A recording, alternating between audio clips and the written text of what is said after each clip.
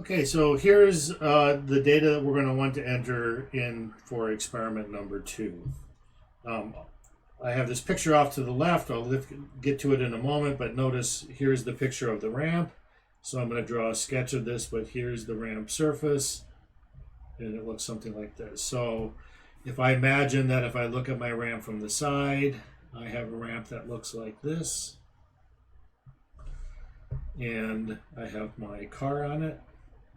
Sorry for my simple drawing here.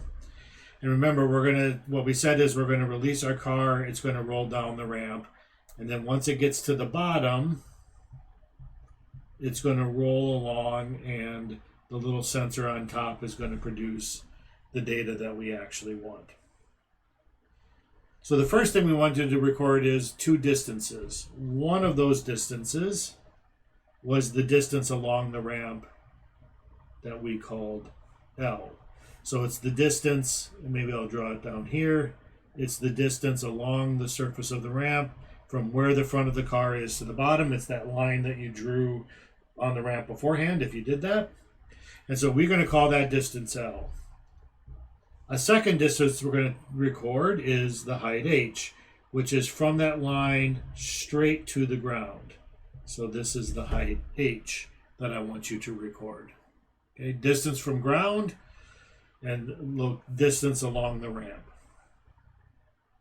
So I have 1 distance along ramp.